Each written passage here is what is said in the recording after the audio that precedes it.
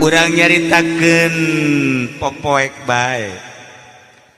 Ternyata cek Sayyidina Abu Bakar Siddiq radhiyallahu anhu kenging ti Kangjeng Nabi horeng zulmah teh aya 5, poek teh aya 5 macam. Haju bisa dicaangan make lampu-lampuna 5. Poek nomor kahiji hubud dunya. Hubud dunya teh poek teh. Mun teh di lampuan teh di caangan abras-abrasan. Jelema nu mantak main judi hubud dunya. Haju teu boga cacaang atuh nyasab. Jelema nu mantak maling lantaran hubud dunya. Lamun teh di caangan atuh terus we ti mimiti maling sendal jepit, maling sendal kulit, kabelah ditu nu memaling kulit. Kulit naon bae? Maling hubud dunya. Nu mantak pemerintah korupsi teh hubud dunya. Nu mantak jelema daek ngabunuh teh hubud dunya. Abras-abrasan lamun teh di caangan. Nu mantak aya caangna wasraju lahu at-taqwa. Lampuna jang nyaangan hubud dunya adalah sieun ka Allah. Sakitu bae sieun ka Allah teh lampu. Urang dagang hubud dunya ngaranna. Lamun urang dagang na hubud dunya nimbangna ge nimbangna mun meuli ditambahan, mun ngajual dikurangan eta di Lampung eta. Di Lampung eta mah haji kos itu. KTP-na orang pondok. Atuh lamun dagang karung diopros bae. Masya Allah karim. Eta hubud dunya teh kos gitu. Geus acak-acakan we pokona mah. Dek digawena nyogok, keur digawena loba korupsi. Eta hubud dunya. Masya Allah. Poek teh kos gitu teh. Poek we hubud dunya mah. Termasuk dunia awewe. Lamun aya lalaki geus resep ka awewe atuh poekna kali poek teh. Geus poeknya sata mah. Atuh aya aturan buruan dijual pakai kawin. Buruan imah lah aya sabaraha meter mah kulantaran urang Karawang Iceupan dijual. Eta pan ngaranna poek eta dogos gitu. Pamajikan nu kolotna mah nu di itu biasa tadi tanya-tanya.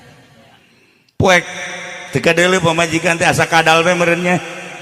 Inu kadeuleu itu eta hubud dunya teh kos kitu teh.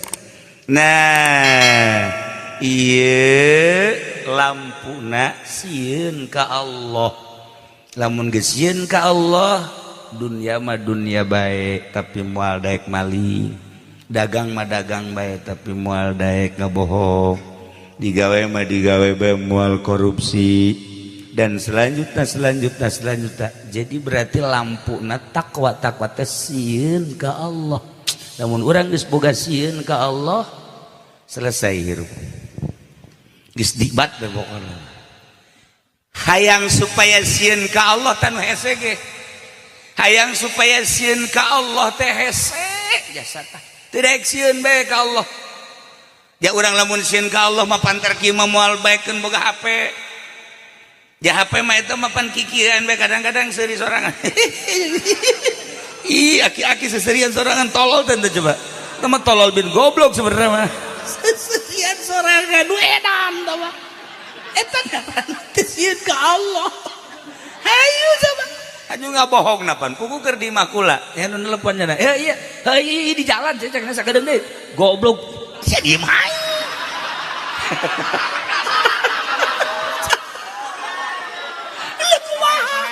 Atuh eta karana kos kitu teh ya. Teu sieun ka Allah. Masya Allah karim. Tah hayang supaya sieun ka Allah komo geus kolot kumaha tah carana? Abeh mun dagang make aturan syariat jasieun ka Allah. Mun urang digawe di pemerintahan moal korupsi jasieun ka Allah. Mun urang di pabrik sarua bae moal korupsi jasieun ka Allah. Urang kuli sesuai jeung aturan kuli, urang tani sesuai jeung aturan tani, urang jadi kiai ge teu ngajualan ayat. kan ieu teh lobana mah ngajualan ayat tapi ka dituna atuh karana ge ngajualan ayat nu halal jadi haram nu haram jadi halal eta kiai lain di dieu mah pusatna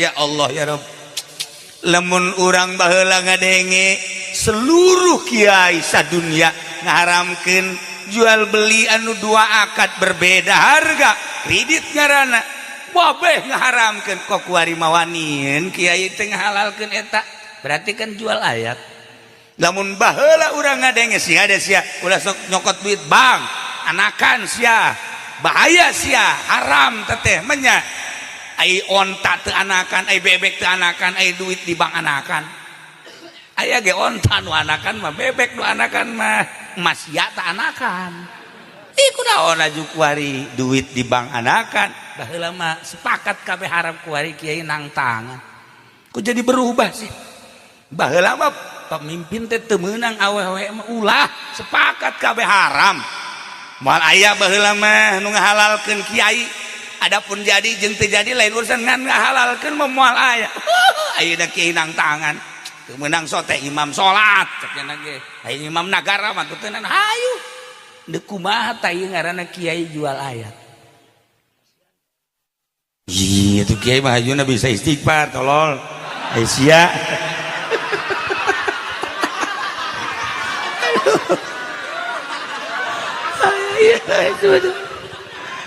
nah ngan nyawa diterima nyawa teh istighfarna tak eta kuasieun ka Allah teh hese jasa Masya Allah geus nyaho urang teh ngan ieu cara jang sieun ka Allah nu hese teh eta kumaha teh hayang sieun ka Allah kudu nganyahokeun atuh zat Allah sifatna af'alna jeung asma urang kudu nganyahokeun sifat nu wajib di Allah nu mustahil di Allah kudu nganyahokeun asma Allah ke bakal kaharti tina af'al asma jeung sifat kana zat Allah pendidikan kos kitu teh moal aya di sakola moal aya lain ngaletikeun ka sakola jang pendidikan model kos kitu di sakola moal aya geus lamun ti leuletik sakola bae moal wauh ka Allah kabelah dituna teh sieun ka Allah ana teh sieun ka Allah geus siap jadi seuneu neraka aya ge pendidikan kos kitu mah di pondok pesantren santri-santri teh nyana geus wauhun ka Allah santri atuh wauhnya nama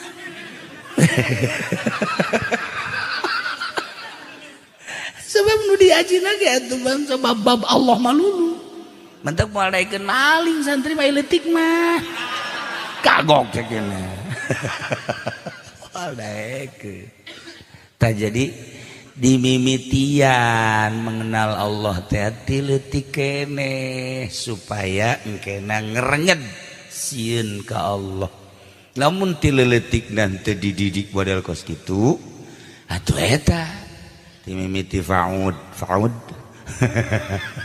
terus TK naik terus asad asam up naik terus TK SMA kuliah teu pernah wauh diwauhkeun ka Allah melalui sifatna nu wajib jeung mustahilna tah iwalti di pondok pesantren mentek aya jelema nu daekeun mondok hiji bae eta teh bisa menaungi sadesa bahkan sakecamatan ku saurang nu mondok sakecamatan jadi tiis iuh ku saurang doang oh alhamdulillah di mana emang sia mondok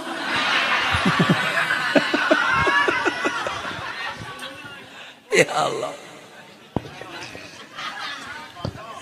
ya takwa dah kacaritakeun baheula teh aya jelema di masjid magahan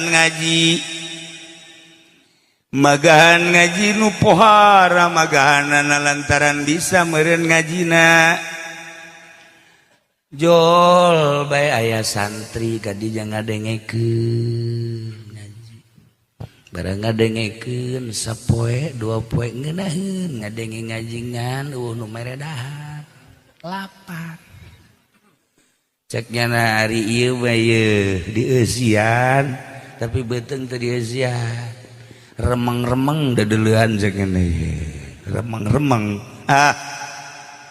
di jalan ceknya ieu mah jang meuli teu boga duit ndek digawe jaleuleus moal bisa tanaga digunakeun pake gawe lah ieu mah ndek neangan mana nu bisa dicokot maling berarti ndek maling mah haji santri ya cerita santri geus terdorong ku lapar teu kuat keluarnya nanti masjid naik ka luhur genteng barang dibuka luhur genteng eueuh nanaonan pindah deui ka genteng nu sajid di deuleu deui eueuh pindah deui pasuka 3 ayatna diturub saji bangunna ieu mah kadaharan jagana turun nyana ka handap langsung asup begitu asup dibukakeun masya Allah hararangeut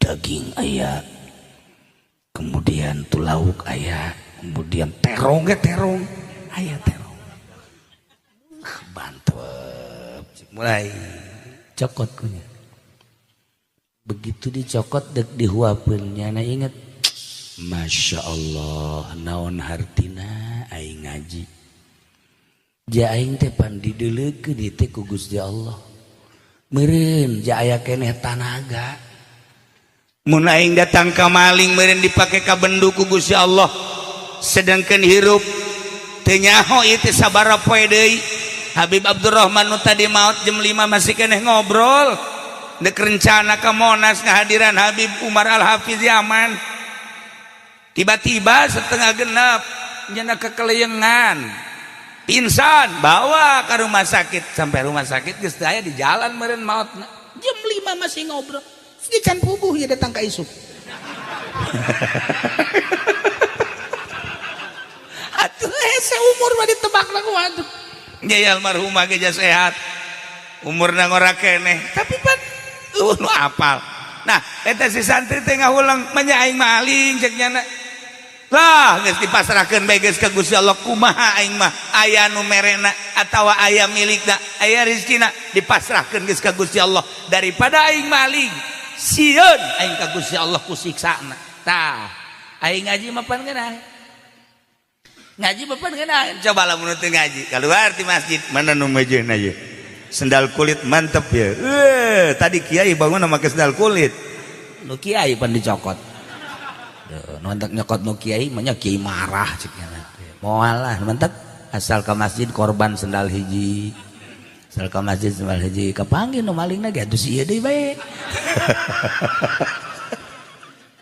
tah terjadi nyana tutupkeun deui turun saji keluar ka masjid deui kieu bae masyaallah jadinya ninggalkeun maksiat bentukna maling padahal dalam keayaan laparnya dasarna adalah sieun ka Allah sakitu ditanya ku guruna ceng kamane bangunan leuleuseun amat kade tiuk di dia orang mana orang anu geus kawin danjan ih cak hatena aing hayang dahar tanya kawin jauh amat sih kiai atuh encan ceken encan teh emang teu hayang apacan laku kumaha mama bae lah disebut teu laku jaya beungetan itu beungeut mah beungeut bae ngan lamun dibawa ka solehar 12 sih ngan buntutan doang ceng sia bener jangan kawin encan nah ieu mah kieu kadeuleuna ku mama jang geus pantes kawin daek teu kawin atuh aya ditanya kawin ka kula mah pasti daek jeung kula mah normal bari nyekelan beuteung we nya aing sebenarnya lapar cenah kudaon ditanya kawin emang awewe na mana cek cenah ieu lamun maneh siap kawin ke ku mama bakal dikawinkeun jeung hiji awewe ke dipanggil awena panggil awewe pakai cadar teu kadeuleu punyana deuleu bae si cadar sakeuna nipun teh ieu besi ieu lain karena Allah make cadarna barang dibuka orang irung ka mana bibir ka mana besi kitu doang. Bagus bae make cadar. Inget gak Habib Lutfi bae aya awewe tiluan gak Habib Lutfi make cadar. Dicarekan ku Habib Lutfi lain dicarekan naonna maksudna ari beungeut di cadaran tapi ternyata ai ulin ka pantai. Ulin ka pasar, ka mall. Atuh maning nyadaran hate di cadaran. Sanajan beungeut teu make cadar tapi mun diajak ka pantai embung mending eta. Mun diajak ka mall, kunaon sia embung? Atuh teu boga duit aing ka mall. Tah hebat awewe nu kitu. Daripada make cadar diajak ka mamana, wow malah ngajakan ka salakina, Kak. Sekali-sekali kita ke pantai. Cek salakina tuh di Palu ge tsunami. Ya, ulah sieun ka tsunami. Mah ya waktu-waktu udah tsunami mah. Tepen awewe blon eta kos gitu. Hebat memakai cadaran teh tapi ditanya ku urang diajak neng urang ke pantai ulah Kak pantai mah paranti maksiat wah hebat tah eta neng urang balanja ka mall lah cukup di dinya bae dihareupeun imah teu kudu ka mall-mall mahal Kak bener ge urang boga duit mah pake ngabangun majelis Kak ulah sok dihambur-hambur ka duit mah urang mah make baju nu 50.000 bae ulah sok baju 500 sajuta kitu dan naonan Kang geus teh kudu di mall-mall tiis tah kan hate ngeunaheun tuh sia bang moal aya bae ye suuzon karasa kumpa majikan nyana meureun nya ya Allah tiis kan hate ya Allah ya Rabbi Kak, ai kakak ieu bangonna puyangeun amat geura kakak keur ngabangun pondok ya ju atuh pan kurang duitna kakak-kakak teh ngadoan can ka polester masyaallah ai kakak kos boga pamajikan saha bae ieu pan emas nang meulikeun kakap tah jual ieu tah jual tah Kak tah ieu mah dipamerkeun di lain pameran jang sasae ieu mah keur salagi teu butuh butuh mah ayo jualan jang naon kula make ieu ai pondok teu anggeus ayo teh jualan geus kabeh ke gantian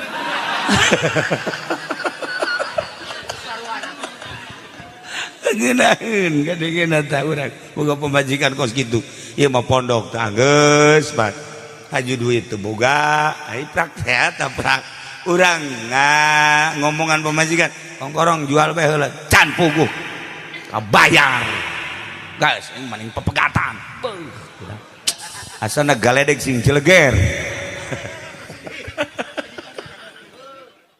tah icak mama teh cak bawa neng ka dieu datang ieu masalah deuk nanya bae neng ieu daek teu ka lalaki itu insyaallah abdi mandek nurut bae cik eta kiai teh ceng santri ieu teh hiji awewe dikawin ku hiji lalaki kakarak ge boga anak hiji maot anakna haju pamajik salakina maot jadi irang da ta ieu karunya geus aya imah kemudian eueuh nu ngajejeman aceng daek teu kawin ka dieu aduh insyaallah cek insyaallah dek ulah cek kita tegis haju langsung neangan saksi dua TCC langsung dikawinkeun ku kiai nendak walina diteangkeun aya beres geus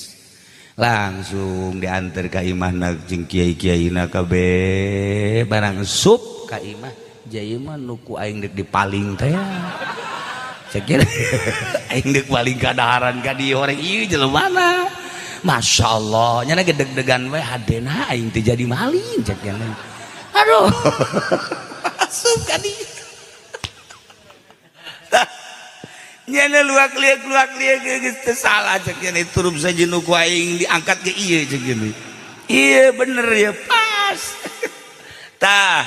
eta kunaon eta nah tata dina takwa ka Allah cek Kangjeng Nabi saha jelema anu tepati-pati ninggalkeun hiji perkara maksiat sieun ka Allah kecuali bakal diganti ku nu leuwih bagus.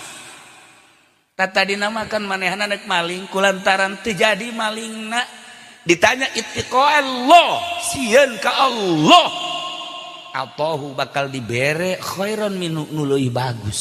Masya Allah mun maling mah nyana ngan samaling-malingna doang beteungna jadi seubeuh tapi kulantaran ninggalkeun maksiat sieun ka Allah kadaharanana dibikeun kanyan imahna tuh tinggal ngesian nu boga kadaharanana ge los dahar jadi imah kabeh tuh pasakanana jeung nu masakna jeung imah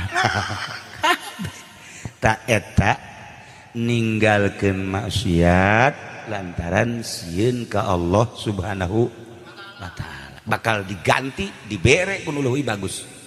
Sok lagi urang diajak ku babaturan urang nonton orkes yuk ayo guys datang ke jalan moal aing moal kunaon sieun ka Allah aing kos kieu ge aing teh santri kos kieu ge aing aya imanan mun sanajan lain santri aing sieun sabaraha sih kaindahanna leuwih duan sabaraha sih kanikmatan ngadengekeun musik gas aing mah sieun ka Allah beuh eta jelema moal kebal ge bae kerja jelema sugih sebabna ninggalkeunna karena Allah.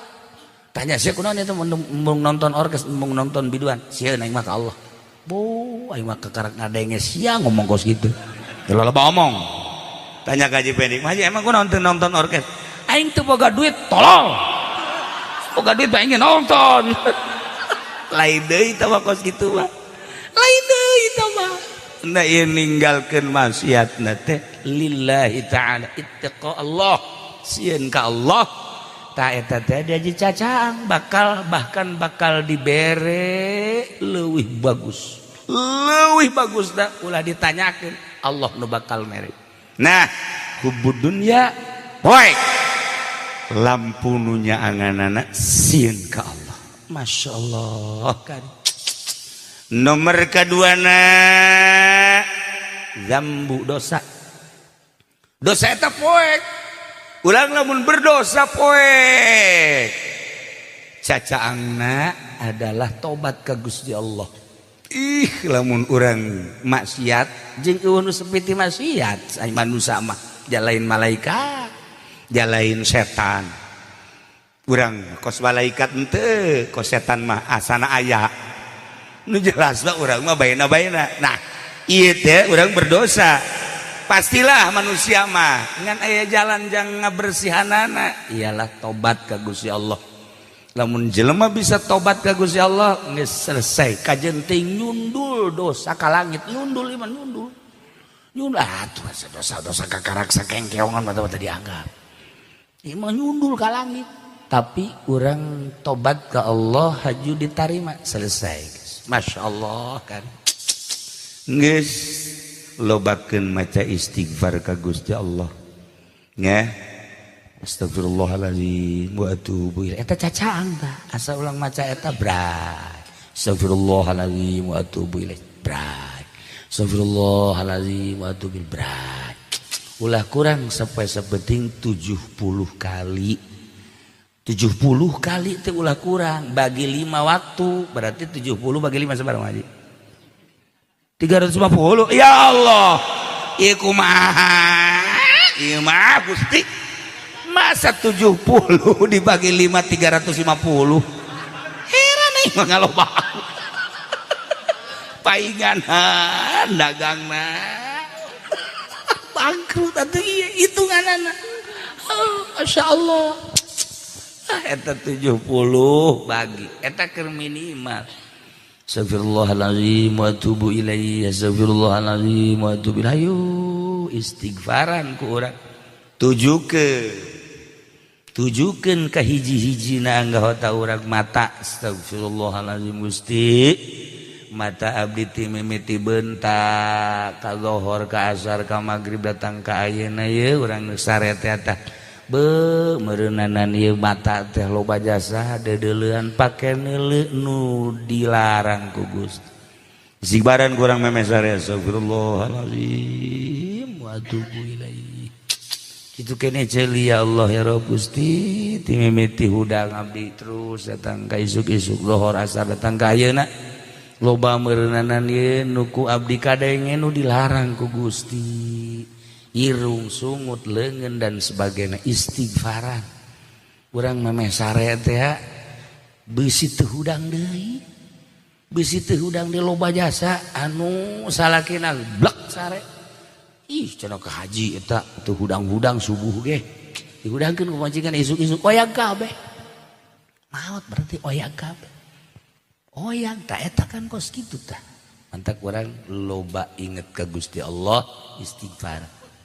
Nomor katiluna poek teh al-qabru kuburan teh poek. Kuburan teh poek teu kumaha poek batuh. Bayangkeun ngan sakadar jang awak doang aju make tatabang. Ya Allah ya Rabb. Anu urang teh ngabanggakeun beungeut urang. Dipoles beungeut. 2 jam di hareupeun kaca ge kikian. Miti dibersihan, aju dipoles, aju dihideungan, aju beureum, aju koneng keluar kos barong. Menang ya saya capek, jadi kebanggaan. Isuk pageto, asup ke kuburan, bukakeun, tempelkeun kana taneuh. Cenah ieu mah jenderal, tinggal jenderal. Cenah ieu mah kapten tinggal kapten. Cenah ieu presiden tinggal presiden. Tempelkeun. Cenah ieu mah kiai, komo kiai. Bebeskeun habek. Tempelkeun. Cenah ieu mah pedagang karung. Pedagang karung mah maningan ge. Maningan memeh ku malaikat ku urang gedrug-gedrugeun gitu. Tempelkeun banget. Masya Allah karim. Tesaha tatabanan tek korlak. Ya Allah ya Rabbi bayangkeun ku urang. Renungkeun ku urang bakal jasa urang. Ku ari mah urang ngahadiran nu nguburkeun teh batur. Hadiran batur deui. Tahlil batur deui. Ilaruhi anu. Satu saat ilaruhi Haji Sufendi.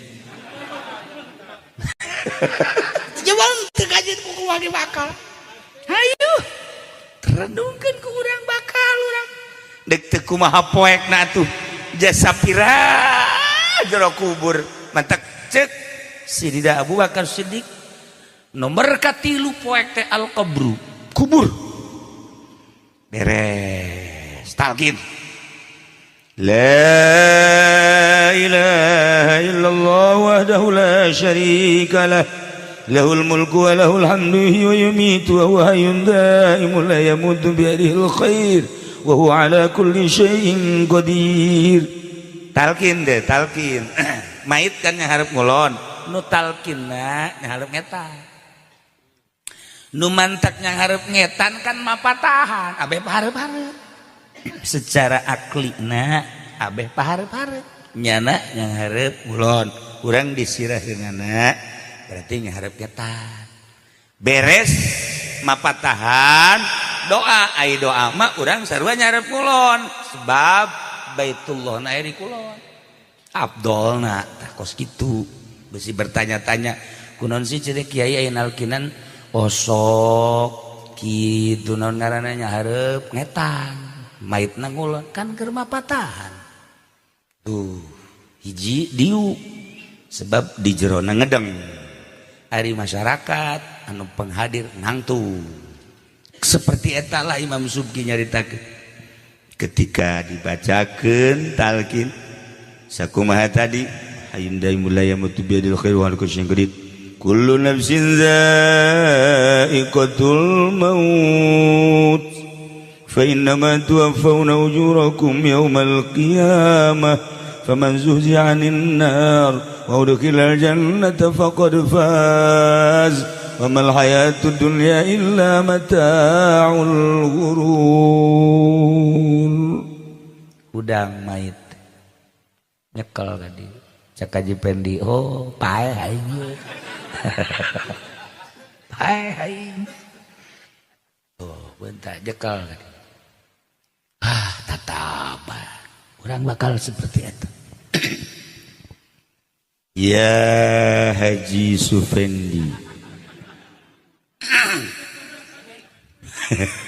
nyadakan kieu oh kadenge tah urang di jero kubur nulalkeun di luhur kadenge urang mah ayana di alam mulki jana di alam barzah kadenge maha kawasa Allah mun pada urang hirup makan teu kadenge tapi lantaran beda alam arwah kadenge mun teu percaya pae ge pae ge ya Allah ya Haji Sufendi uzkuril ahda alladhi kharajta alaihi min dari dunya ila daril akhirah wa hiya syahadatu an la ilaha illallah wa anna muhammadar rasulullah. Langsung hudang cik Imam Subki udah memperhatikan wa hiya syahadatu an la ilaha illallah wa anna muhammadar rasulullah sallallahu alaihi wasallam. Al-ana fi atbaqi zara wa baina asakiril mauta fa idza ja'aka al-malakani al-muwakkalani bik wa huma munkar wa nakir fala yufzi'ak wa la yuribak fa innahuma khalqun min khalqillahi ta'ala azza wa jalla. Wa idza salaka man rabbuka wa man nabiyuka dan selanjutnya diperhatikan tak eta talqin. Masya Allah poek kuburan ieu mah nyaritakeun poek pasti poek kajen kukumaha dek di mana-mana ulang cacaang atuh. Tapi horenganan aya bakal nunya angan ate wasrajulahu bila ilaha illallah. Lampuna nunya angan karena poe kuburan dengan membaca la ilaha illallah. Takir di dunia nak sering maca la ilaha illallah minimal mata sholat tilu minimal tilu teka kaburu amat bari lempang lah dari lempang guys assalamualaikum nah batur mah wiridan aing geus keluar bari make sendal la ilaha illallah la ilaha illallah la ilaha illallah beres geus sia ngan tilu ulah loba omong geus tilu ge cak kiai caang bakalna geus aing mah nurut ka kiai caang ngan metetet gitu tuh.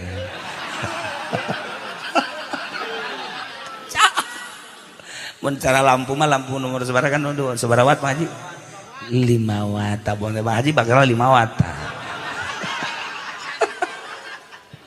atuh masa aing nonton TV berjam-jam kieu aing zikir tilu bagian bangun teu kuateun jang nyaangan kuburan urang Masya Allah karim caang bakal laku la ilaha illallah mana deui nu nyaangan kuburan tahajud saat batur lelap beranteh capek nuka kantor nuka pasar nuka ladang dan lain-lain berbagai kegiatan ke pabrik lelap jana sare tapi di tengah-tengah lelap na batur sare orang kuda mandi wudu tahajud batur kere orang tahajud sholli sunat tahajud Allah eta makanya angan kuburan ya itu buka kaisin bolon ada tahajud tante tahajud jangan kuburan Masya Allah eta teh saat-saat batur tengah peuting sare poho ka Allah urang inget ka Allah geus puguh maca la ilaha illallah tahajud gebrai caang di jero kuburan teh caang jeung loba batur ulah disangka sepi di jero kubur teh wah loba jasa loba babaturan rame alamatan mall ditanya ke urang ke ieu saya kasep amat kula nu salat 5 waktu teh Masya Allah ieu nu ieu ih kula teh ieu teh puasa ya Allah ya Rabbi ieu nu ieu kasep amat kula haji ieu nu ieu abdi mah zakat ya Allah karumpul kabeh iya masalah main serang amat abdi tahajud cek teh tanunya angan ayeuna teh abdi tahajud iya abdi duha ya Allah ayo iya abdi jariyah karumpul kabeh mengelilingi urang pas aja pilih Aisyah sah jore amat iya pan kula anu dagang ngabohong teh jadi kula awas ya iya bapak ngonapan serem amat atuh pan Mang Haji meuli karung di pabrik teh pantah aya duitna mah sakitu hayang menang barang sakitu ya otomatis pan kerjasama jeung satpam ulah kaganggu sia ulah kasinggung maksudna tuh kitu mah kitu bae heulana eta jadi batur di jero ya Allah ya Rabbi geus puguh meureun polisi mah anu nyana penegak hukum tapi nabrak hukum geus boga babaturana bauna luar biasa ya Allah ya Rabbi komo kiai nu ngajual belikeun ayat malah geus cilaka luar biasa bakal babaturan anak kos sekarang itu di jero cak aja pengen depan unu kasepan nanti ya man cak jana tuh manggih kasep di mana pan aing sholat lagi hayang kalem ku tetangga sih mah tuh ya Allah ya Rabbi terjadi karasep teh Masya Allah bahkan aya nu geus kieu bae tah eta naon eta pamonggol jangan tuh jangan bongol sia kieu amal ya Allah ya Rabbi renungkeun ku urang-urang bakal maot sementara amal bakal bermunculan mengelilingi urang bagus kadele bagus nah karasa ku urang nikmatna di jero kubur jore amal urang bakal kapanggih di jero kubur ulah waka ngajembat di jembatan Shiratal Mustaqim ieu di jero kubur geus kapanggih urang masyaallah kari mantak Imam Sibaweh mawanieun jasa ditanya ku malaikat munkar nakir lantaran naon lantaran amal-amalna pohara loba di sekelilingna begitu datang munkar nakir nanya ke Imam Sibaweh jago nahu man rabbuka tuh dia tanya cek malaikat man rabbuka sambarangan cek Imam Sibaweh ih cek malaikat ini kakarak manggil jelema ditanya kos kajet tilu kali awas yang untuk bisa jawab man rabbuka dek man kalimah naon man jipan malaikat bantu mondok atuh bebeja ka Gusti aya hamba Gusti ditanya man rabbuka nanya deui ka kula nanya kumaha nanya man rabbuka teh mana man kalimah naon atuh lain dijawab Gusti abdi mah bantu mondok geus amankeun hamba aing nu kos kitu mah datang deui malaikat nanya deui sia entah aman coba eta Masya Allah karim kunaon eta bisa berani kos gitu lantaran di sekelilingna tuh teu sambarangan coba Haji Pendi misalnya ya ditanya man rabbuka man kalimah naon sia sia goblok tuh tanya ka aing emang teu nyaho sia dipiteskeun ku aing sia atunya na ge neuleukeun jana ge ulah saman mana nya nurutan aing nurutan Imam Sibaweh atuh ulah saturutan-turutanana tah iya jadi malaikat gitu gempeur Sidina Umar mapan komo Sidina Umar mah cek malaikat isi tanya tah ulah aing sieun kulantaran tugas bebeja heula pan malaikat ge mun kana Umar punten naon kulantaran kula mah tugas ieu ditananya rek tanya waduh serem ka wali-wali Allah mah serem sebab Sayyidina Umar mah pan galak keur hirupna ge aya jelema salat teh cepet jasa Allahu Akbar didelegeun mah Gusti Umar disebut salat kiamat sih barang 2 rakaat salat mentana poare ya Allah ya Rabbi Gusti abdi teh hamba Gusti abdi mah menta diganjar anu loba sehingga dikasorgakeun menta bidadari nu loba abdi mah Gusti ulah ngan sakadar 70 tambahan deui dicekal we Gusti mah hei Aisyah salat kos kitu aya pepentahan loba jasa teu isin sia galak si Umar mah komo Haji Pendi mah misalna kapanggih Gusti Umar ditajong geus lain di kieu-kieu deui lain ditajong galak si Umar masyaallah masa hirupna Al-Faruq bainal haq wal batil boro-boro deuleu munkarat lalu sholat i'tidalan diperhatikan bae Gusti Umar geus budak sholat mah sakjana kajian geus lah Allah ya Allah ji kajian geus lah ai menta ablag-ablagan cek Sidina Umar ai digawe saeutik sia ai pentaan loba jasa lamun sia digawe di Haji Hoer nu tadi ceramah teh wah dipecat sia ka jeung kumaha ge nya ge hampir dipecat teh tah eta takos kitu tah jadi urang ulah wani menta heula ka Gusti Allah lamun encan loba digawe salat heula tahajud bangsa 100 rakaat begitu ngaji tuh dibere 100 rakaat teh aing masa mur hirup cek dina moal 20 osok 20 loba teh 10 ya Allah ya mah kuburan poe ka sana ieu mah kuburan poe gimana aduh dua ge hampir hiji dua ge lah urang geus loba tahajud cakuran sajuz dua juz mah tah maca sholawat tawa zikir kakarak Gusti cacak Gusti teu nitah menta sakumaha dina Al-Qur'an ud'uni astajib lakum meureun kula ge moal menta kan kulantaran dititah besi pajar adigung teu wauh ka Gusti abdi menta abdi mah ulah loba-loba papete moal loba-loba pamenta sakieu bae naon nu dibutuhkeun ku abdi pang ngaijabakeun pang nyomponankeun abdi butuh kendaraan supaya aya abdi butuh awewe atuh 2-3 mah supaya aya sekusi loba amat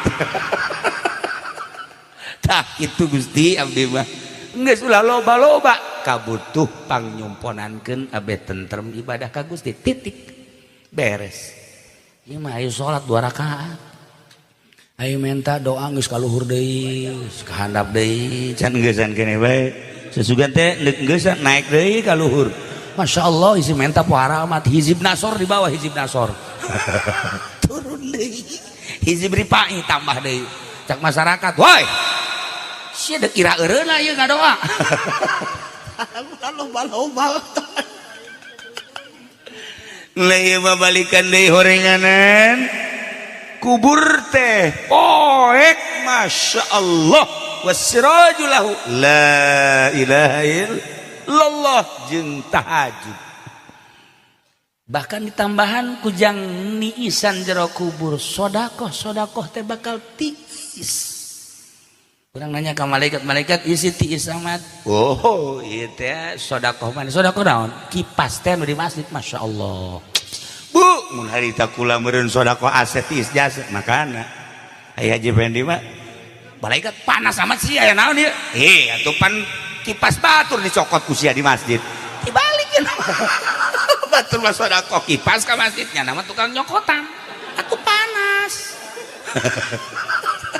bari ge loba di kamarna kipas ambal aya tak ieu tiis sedekah ke fakir miskin tiis sebab naon pernah niiskeun hate di dunia saat batur panas Waalaikumsalam sanan sia aduh kula encan dahar geus 2 poe sanunita tuh jadi bebloon kuku batur lapar sanunita tek galedeg sia cak nyana aing ka dinya lain ditulungan sanunita ai deui tah isuk badatang Waalaikumsalam enon mah cak Haji Pendi teh kula lapar di kamar dengekeun jelema mah kudu daek digawe sebab lamun teu digawe teh buktina sia lapar takos gitu makanya digawe pan jelema kos kitu mah lain butuh ceramah butuh ge sangu nyana indit mah goblok aing butuh sangu di ceramahan ieu potonganna tolol coba ge ka Haji Khoer Waalaikumsalam naon kula lapar ti kamari cukup teh saboboko sabaraha urang sia ieu teh saboboko tah tanya lauk-laukna tah jeung isuk tah duitna tah 1 juta tah sakjana mudah-mudahan Haji Khoer bisa kawin deui kadenge ku pamajikan salah doa sia tuh kan jadi didoakeun tiis hatena jero kubur bakal tiis seperti eta rumus Kangjeng Nabi nyaritakeun Masya Allah karim jelema keur kasulitan bantuan kurang ku tanaga mun butuhan tanaga jelema keur panas hatena butuh nasehatan tiis di jero kubur bakal tiis jelema butuh bantuan sanggup dibantuan kurang tiis hatena ka bantuan bakal rap di jero kuburan tiis cacaang aya maca la ilaha illallah tur tahajud tengah peuting tiisna aya sodaqoh bisa nentremkeun batur di jero kubur tiis. Masya Allah karim nikmat ngadengekeun mah itu ngalaksanakeun mah boro-boro nu ieu kitu bae puguh ya Allah ya Rabbi hese ngalaksanakeun ih boro-boro ka batur anakna datang Assalamualaikum ada apa lu saya ini dagang kurang modal pakai otak ambo cak anakna lain bapak ku aing dibodem ku bapak panas hati anak geura paeh Mang Haji panas nanya ke malaikat kok ini panas ada apa ini anak lu dulu minta bantuan lu nggak bantu panas hatinya sekarang lu dibuktikan jadi panas tak waduh malaikat saya pengen keluar lagi ke dunia gua bodem lu iya sekadar rumus-rumus supaya kaharti urayan-urayan Kangjeng Nabi abeh kaharti kurang jaheuh masih berlapis-lapis urayan Kangjeng Nabi. Nah, tilu kaopat poek teh al akhirah teh poek sirajulahu lampu jangan lampuan poek al amalus sholih amal-amal soleh bakalnya angan urang terakhir as-siratul mustaqim jembatan siratul mustaqim teh poek teh kadeuleun ku urang sirajulahu lampu nujangnya anganana adalah al-yakin lampu adalah yakin urang mun carita yakin hese sebab kadang-kadang yakin mah lain di nu bodoh di nu pinter ge eueuh yakin nu pinter teh kiai loba tapi keyakinan mah henteu di antarana teu yakin kana diatur ku Allah teu yakin karena teu yakin ka Allah padahal Allah teh geus ngarizkian urang wa ma min dabatin fil ardi illa 'alallahi rizqa teu yakin ka ayat eta kiai ge bisnis teu yakin ka ayat eta ancul-anculan dengan dunia teu yakin ka ilmuna atuh kos nu bodoh bae keyakinan mah kadang-kadang nu bodoh mah yakin di itu urusan Allah teh mah yakin mah aya nu bodoh boga yakin nu pinter mah teu boga yakin aya nu pinter boga yakin boga ilmu tur boga yakin biasa aya lu bodoh teu boga yakin nya bodohnya teu yakin biasa tapi ieu mah bodoh mah aya tapi dibere keyakinan ku Gusti Allah bakalna beda tapi urusanna Gusti Allah kos khusu jeung teu husu kiai ge teu husu bae salatna teu husu ulama lamun cara sombong mengaji mending can curang husu sakungkang saumur hirup pasti sholat dan orang khusyuk. No.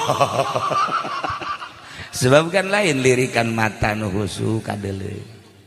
Tingkah jelema nu sok khusyuk kan kadeuleu. Ayat wah kabehan. Geulana sorangan bae geulana. Ayat tanda-tanda kahusuan teh ayat tandaan ulah dikira tanda. Ayat tanda jelema nu sakusu jelema nu teu kusu teh ayat tandaan eta mah kajeun temen nu nyarahun ngan urang berusaha nu boga ilmu ge kadang-kadang teu khusu kadang-kadang nu bodoh khusu model mantap almarhum Abah pernah mapag hiji jelema dipapag cek urang teh tadi dipapag sonoeun amat padahal mah bodoh geus beres ngobrol bangun sonoeun teh kitu teh balik we ditanya bah eta sono amat ih sholat dah khusyuk mainnya sih eta khusyuk kula pernah ngabuktikan coba khusyuk tante nyana sholatlah di gigireunnya taraweh coba bener kadeuli lain deui sagala rupana hese geus dicaritakeun oh berarti bener khusyuk aya tah datang haji pengen didatang teu dipapa ku aman dijauh kene ka mana pen geus teu kudu asup ka imah di jalan bae di jambe geus perlu naon ceukna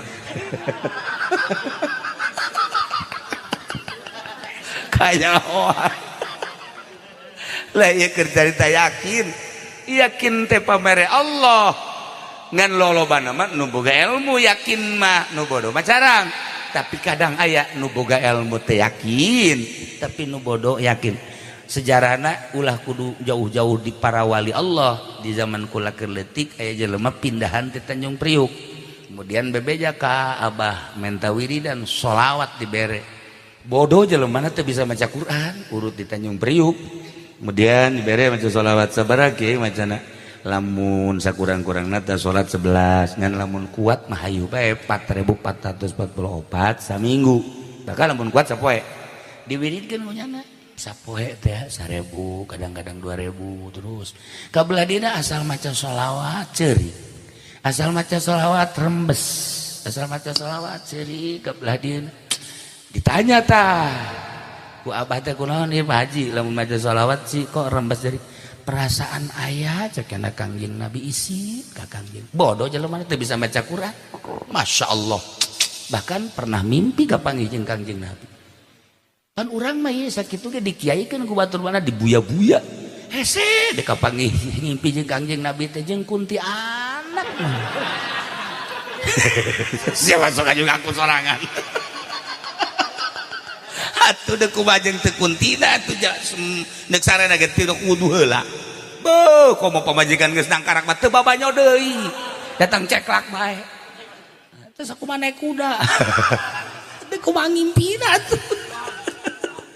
Nah iyalah para jamaah kaum muslimin wal muslimat rahimakumullah popoek lu 5 cacaang nageh 5 gambaran-gambaranana sanajan singkat panjang mendongeng hiji-hijina jang gambaran renunganana urang ge bakal maot setelah maot ditaringgalkeun kapan ku dulur urang ku tatangga urang sorangan di jero sempit poek pasti tetapi ternyata di luar dugaan moal Kangjeng Nabi ngada wasi kobrahu Gusti muga ngajembarkeun ngalegakeun berarti aya nu lega di kuburanana nawir qalbahu kobrahu berarti kan anu caang jabal pati-pati Kangjeng Nabi ngadoakeun kitu lamun teu nya caang kuburanana nya lega kuburanana horeng tergantung amal ibadah moal kebal deui urang ge sarua sieun lamun urang nyaritakeun falu sakaligus berjamaah maot kumaha mun isuk mun pageto minggu hareup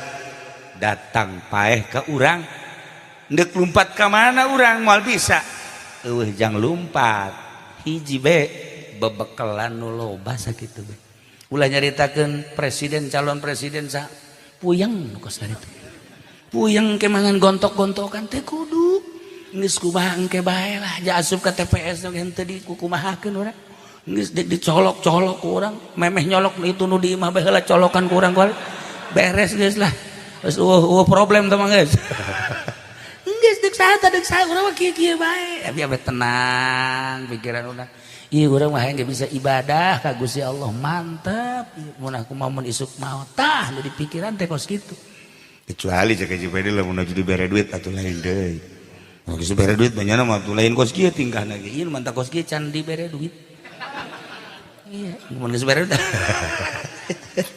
lamun dibere duit aju didahar jadi darah daging bekitu wau ka Gusti Allah sakieu ge urang diicip-icip dipilih-pilih hese wau ka Allah komo lamun ngadahar sambarangan mantap dideleu ku mata hati heula ieu besi ngahalangan ka Gusti Allah rempang ngeunah mangeunah ieu kadahar teh jadi hahalang apa henteu renungan-renungan eta teh hanya orang-orang anu hayang dipikaridho ku Gusti Allah Subhanahu wa taala di penghujung rada reuk rapih niatan paharto untuk mengembalikan perekonomian nu tadina ngiblat ke Eropa jeung Amerika nyana ndek beralih ke Timur Tengah sehubungan banyak dirugikan bangsa Indonesia ngan etakan negara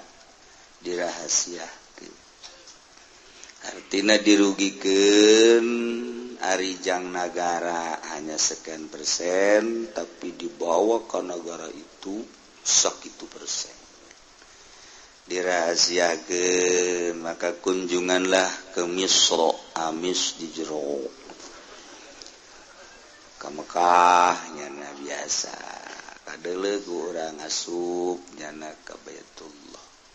Ketika di Mesir bangsa Indonesia geus disetting reformasi can balik ke Indonesia nyana geus menyerahkan negara. Mudah-mudahan cik nyana ieu negara bisa lebih bagus. Pilihlah nu paling pinter di Indonesia Habibi. Kakarak saminggu negara coplok hiji. Bahaya. Ya akhirnya ganti kembali datang ke Kiwari. Jadi pada dasarnya ku Pak Hartoga geus dijelaskeun negara orang cuma bahasa merdeka. Tetapi orang tetap dijajah. Mau ayeuna politik orang dijajah, ekonomi manggeus 155%. Mulu amat geus kitu we pokona mah dijajah orang. Datang ke aneh balanja the cash teh bisa. Eta ngaranna dijajah orang ku muamalah Yahudi jeung Nasrani. Sigana urang nu dagang baheula aya Matahari, sigana urang nu dagang aya Indomaret, sigana urang nu dagang aya dan lain-lain. Padahal dikendalikeun lah ku Amerika. Makin ka dieu terus makin kos ieu pedagang-pedagang leutik mah atuh geus encan dibuka secara lebar tentang perekonomian geus koski informasi nu pohara. Jadi orang teu bisa semena-mena hirup di negara nu merdeka, hakikat nama dijajah. Ai jelema nama merdeka ngan negara tetap dijajah. Dilepaskeun ku Pak Harto di penghujung tetapi bangsa teu paham. Cuman memang teu meunang dibere pemahaman saat eta datang ka ayeuna ge keaslian negara teu meunang dibeja-bejakeun. Mantak mun aya nu ngabocorkeun rahasia negara tembak tempat.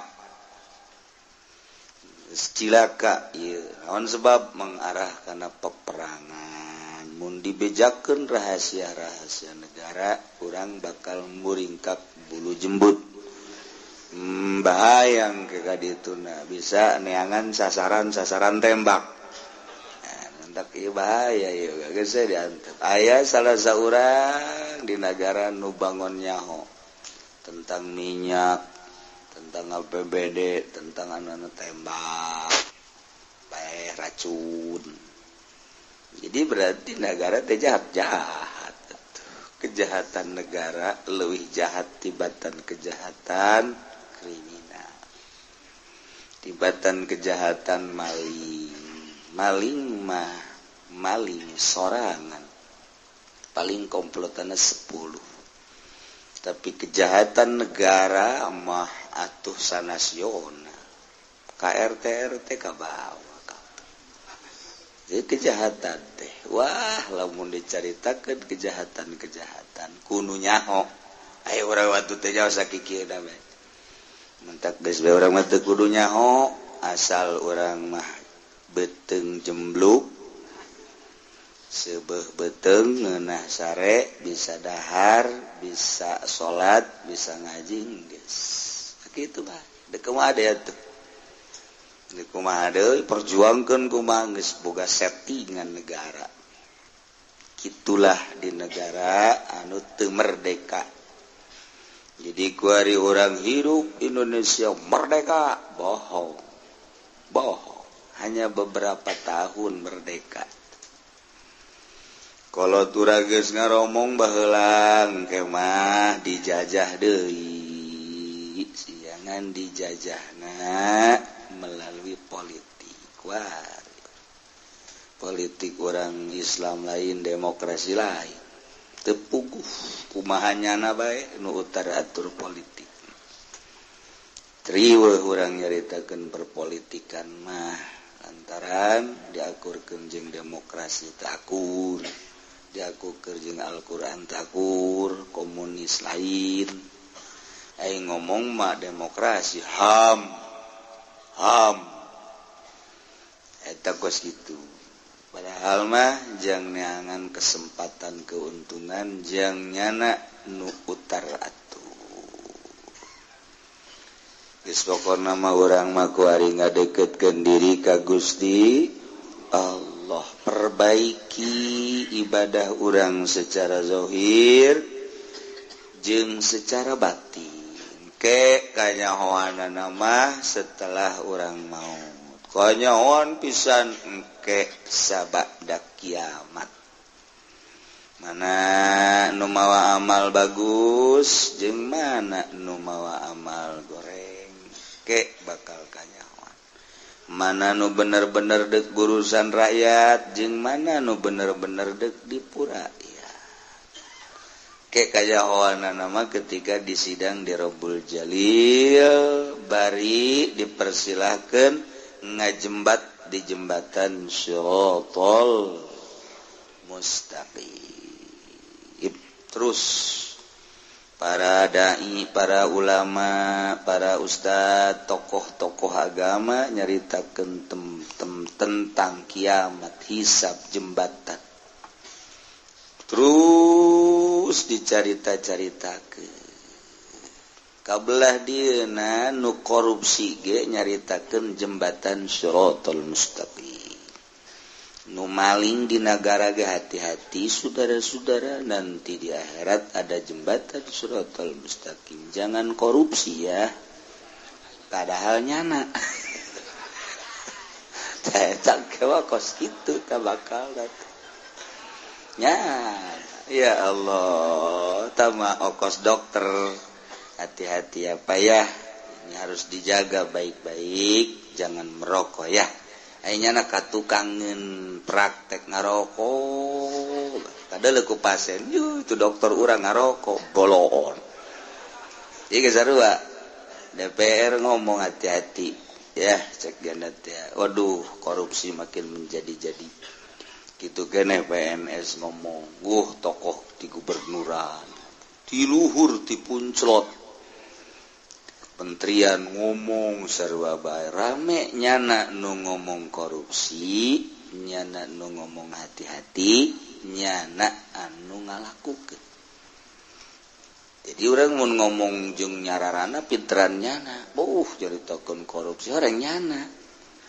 Eta aja cek jangan nanti di akhirat ini bagaimana kata jadi, waduh siksaannya luar biasa, puguh hulu sia. Lantak jelema kuari teu daekeun ngadengekeun. Aneh, lurah ngomong teu didengekeun, camat ngomong teu didengekeun. Pemerintahan asal geus ngomong bae di mulu dan teu didengekeun, aya naon sih di tubuh pemerintah? Ku serempak amat ti Sabang sampai Merauke kos karitu meureun ku gede bohong na jasa. Paseh ku pasehna, hadis ku hadisna. Aya tah camat rapi ngomongna, wih hadis teu ge pohara. Tapi tetep bae nu ngadengekeunna bool. Malah dihitutan, kula ge sok sedih, negara jadi kos kieu heran. Pugu kiai ge asal geus asup Golkar teh didarengekeun. Atuh kobonyana biangna. Kiai be kiai, ieu macam hiburan be kiai ieu je. Mun kadengikeun ku kiai na pun sedih eta urang. Dianggap hiburan berarti jangan topeng berarti. Ya Allah, asal geus asup ka Golkar be kiai atuh geus jatuh ketiban lain tangga deui mah, ketiban pohon beringin. Adena cenah aing mah PDI. Atuh PDI deui kagak adil sia. Bangun FPD teh aing mah PDI was akur bae. Tapakuran geura kurang, kula sok napakuran. Oh, berarti aya dina tempat musalah nyana teu dakwah. Itu masalah suka Golkar ke kiai, Golkar mawadah asalnya na dakwah di jero partaina. subnyana ka PDI ulah nuturkeun aturan nu salah nyana dakwah. Salah nih. Mari kita rame-rame sembelih ini. Sapinya kita potong. Udah gitu ya tekan larut. Di Golkar larut. Cek kalau aing titipan aing nitipan ilmu sia aju asup ka Golkar ka ajeun. Aing geus mere porsi ka sia dakwah sia didinya. Waduh kumio eleh. Mio Masya Allah Quran leeh kumio. Akibatnya ya kos gitu mendak asal kiai asup ka partai baik haju baik hiburan beyu geus teu didarengikeun atuh komo lurahna komo camatna asal camat naik we huy sakumaha ngepung puluh sarara dijai mah hirup. Nah ini maksudnya kuana introspeksi aya naon di tubuh pemerintah. Berarti kan gus gedebul jasa meureun. Tapi teu kabeh kitu. Aya lurah nu bagus. Anu malah mah diperhatikeun ku masyarakat. Aya camat nu bagus, bahkan jadi wali camat. Nikahkeun anakna.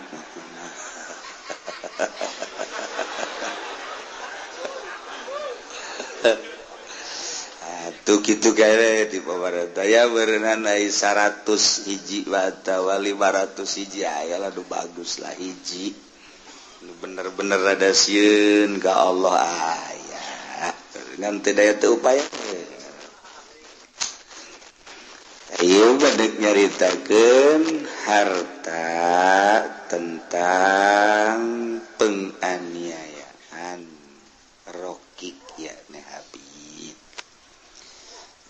teman tegejekul lagi mah sakadar dongeng syariat carita agama malu jinayatil abdi ta'alaku birokobatihi harta jinaya abid eta patali kana sifat karokobahan kaabidan nu mendek patali kana kaabidan lantaran atu abid nage kapan teu berdiri sendiri di bawah naungan sayyid atuh komo harta. Ketika abid menganiaya batur Zaid milik Umar berarti ki Zaid abid ki Umar geus ki Umar ngaranna Sayyidna Gusti bosna geus ki Zaid budakna kuari Zaid menganiaya kan nyana diadili tetep kena hukum kisos tah eta harta abid termasuk abidna nu jadi harta pengrusakanana patali kana sifat karokobahanana jadi berarti atuh teu bisa kukumaha abid mah tergantung sayyidna maka atu wali sayyidihi bai'ulah wa pida'u menang ka sayyidna ngajual abid kugara jinayat menang ditebus bil aqalli min qimatihi wa arsya ku harga nu leuwih rendah tina harga biasa jeung embok mal karti ka jeung hukum moal ka jeung hukum ge sebab kula ge teu karti eta dongeng ngokos kitu ta dongeng artina kieu lamun kamari aya jelema menganiaya ngabunuh misalna Zaid jelema merdeka ngabunuh Ki Bakar tahpan eta Ki Zaid kena sanksi etakan sanksi natea diberatkeun ka akilahna sobah ieu mun abid kumaha tah ieu abid diberatkeun ka sayyidna geus eta sayyidna ketika abidna boga laku hade bisa dijual untuk jinayah penganiayaanana jadi abidna jual untuk pembayaran jinayah atau ditebus dengan harga yang lebih rendah di harga dirina mun kurang embohan arsyha tuh kan kos gitu ungguk-ungguk kan bener di mana gitu bagus teman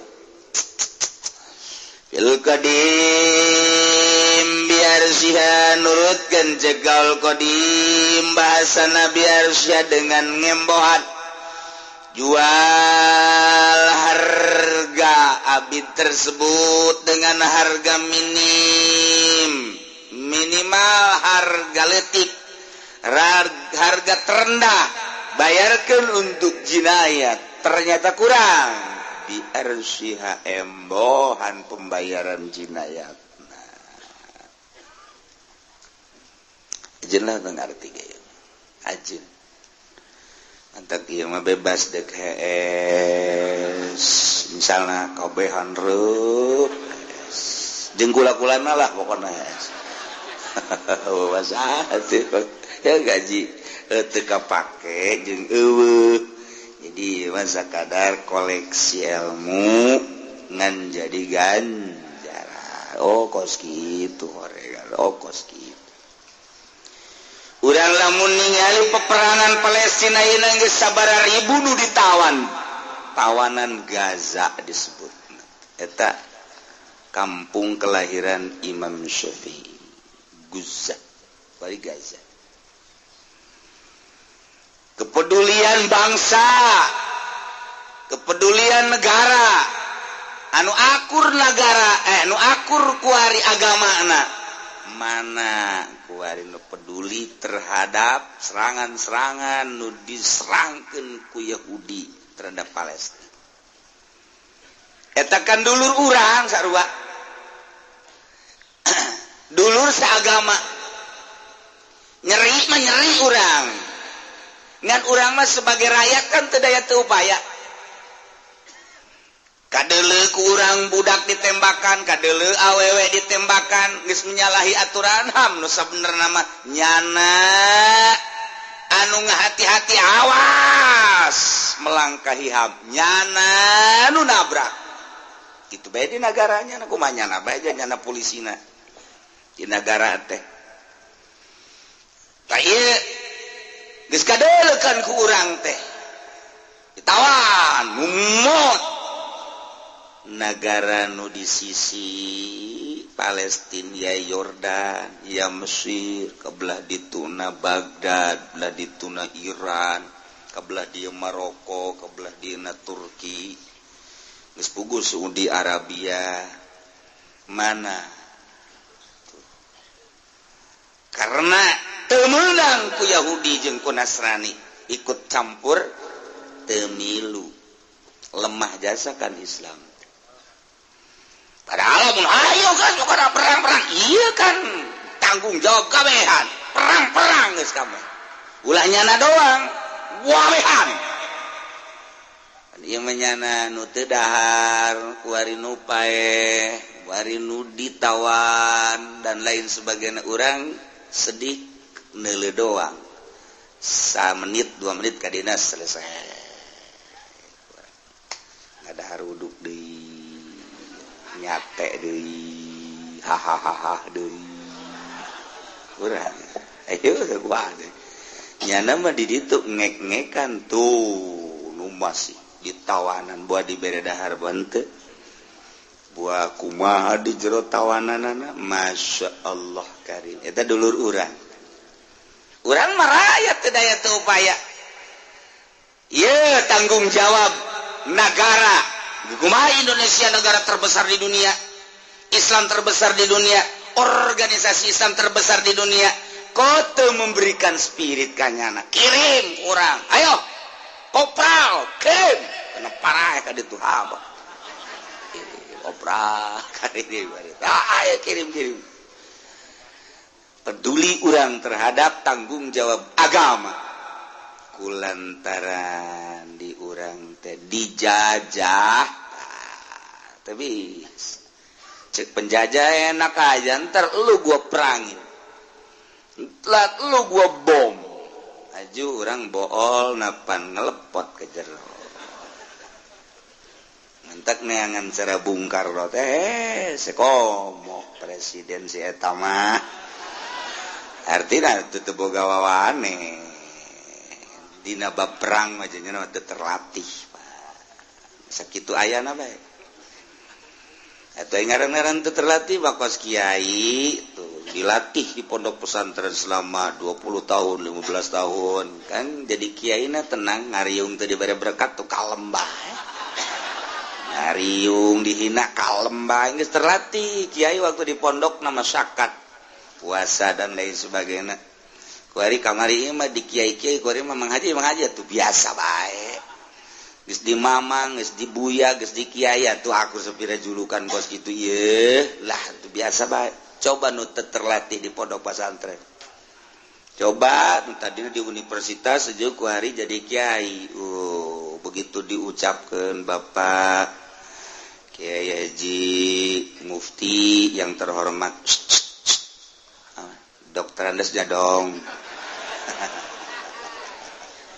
Tidak terlatih jadi kiai kos gitu temenang teka bawa santri mah malah walaupun jadi kiai teh di buya-buya isin buat cek Allah ngalain buya aing teh di mama buah aing teh penjahat cek Allah mah geus bodoh sia bae mata takur bae geus terlatih batak ke jauh perbedaan nu masantren jeung nu teu masantren jauh melung di mana-mana. Tuh kiai mah disuguhan gelas tok bola lede isin emang aing naon ieu gelas bola lede amat cau nu bola lede atuh hese ngadaharna mbrak-mbrakeun ku nyari di dinya tetep bae kiai mah paling ngadahar ge 5 cau ge genderewo tah tetap kalem bae geus terlatih disuguhan teh disuguhan atuh kos kitu bae ngaranna geus terlatih coba anu teu terlatih di pondokna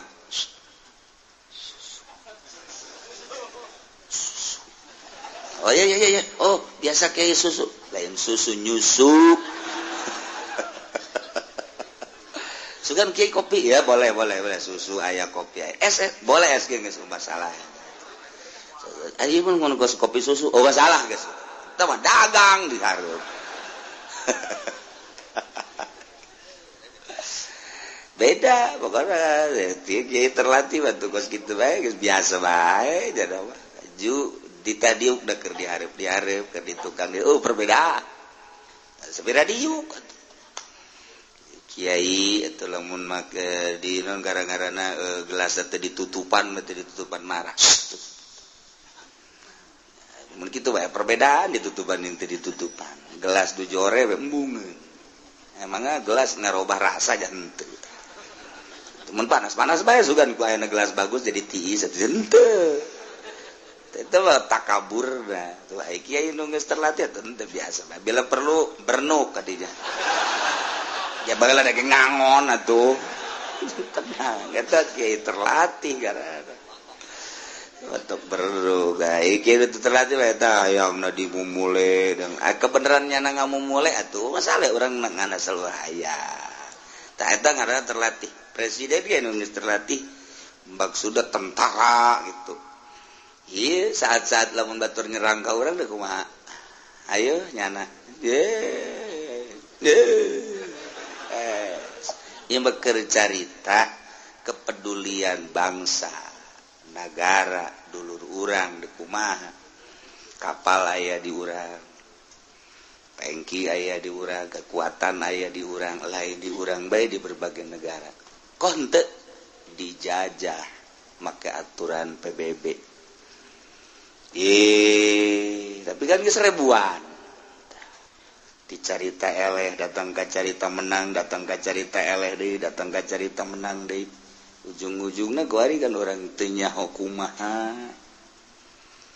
Kos gitulah negara dijajah teu merdeka.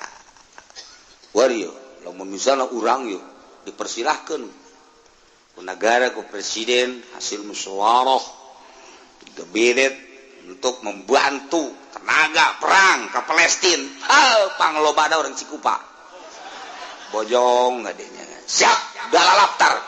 Teu boga pencat, teu boga daun daftar we. Ditanya emang sia ieu resep jasa teu perang resep.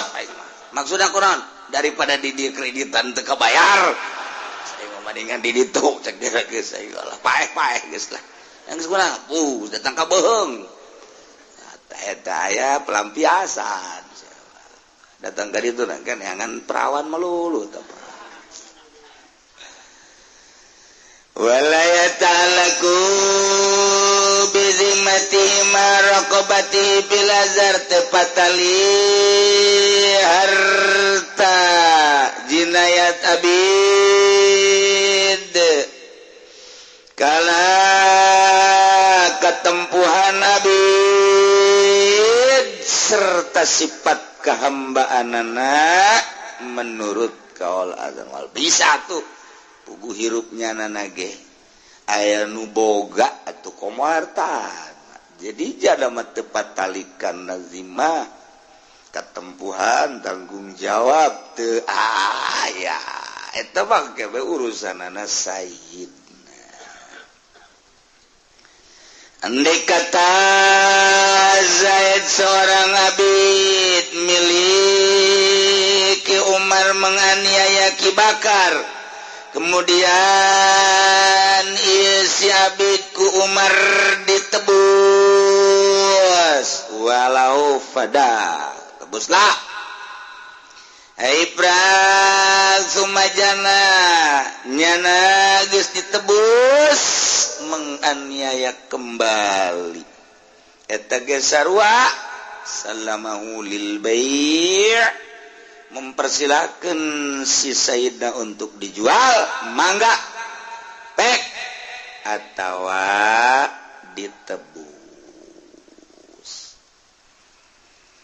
Jadi cek pihak Ki Bakar terbunuh iya abid bawa dek dijual harus menyerahkan mempersilahkan atau cek ke Umar jangan nanti saya tebus saja mangga baik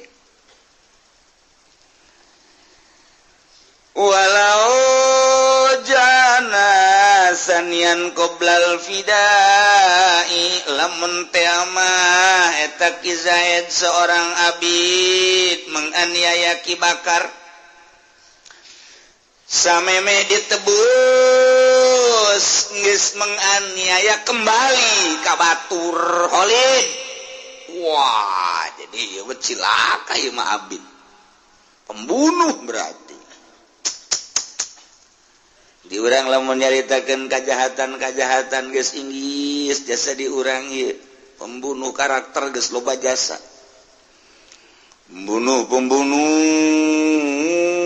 berdarah dingin atau loba di orang kejahatan narkoba ambalaya gitu keneh termasuk pamalingan timimiti di negara pembobol pengkorupsi kemudian atuh maling nu kahandap geus mah hayam ieu domba segala hewan-hewan motor mobil ambalayah pemalingan. Kumaha tanggung jawabna pemerintah terhadap kejahatan seperti eta nyangakeun sadaya-daya nyana nu boga strategina nyana nu boga kekuatan nyana nu nyaho kejahatan nu pohara nu paling vital perzinahan. Waduh aya nama perzinahan geus saya ngomong mantap kadang-kadang masih turun azab bae orang kakarak ge sabara minggu mata hujan panas luar biasa sok rarempan bab nunyin benduka Allah na loba jasa teu nurut ka aturan Al-Qur'anul Karim. Taya Zaid ngabunuh Bakar can ditebus geus ngabunuh deui ka Ki Khalid. Nah eta kumaha eta? Walau janasanian mun jana menganiaya kedua kali qoblal pidai memeh ditebus ba'au fihi jual ku sayyidina untuk dua jinayah atawa kaki bakar kene ngan jinayat tentang a'dha au fadahu atawa nebus bil aqalli min qimatihi dengan harga terendah wal arsyain jeung embohan kekuranganana bil qadim bil arsyain. Kitulah carita tentang keabidan patali jeung perjinayatan walau a'taqahu Allah dan bisawab. Mun ditanya di ilmbur ngaji naon tadi nu kahiji lah aing hese ngadongengkeun anak tama pohara atau pokona ngaji naon teu pohara hese beges pokona mah tanyakeun ka babaturan aing nanya ka babaturan emang tadi ngaji naon teh guruna ge teu kahartieun bangona atuh Masya Allah.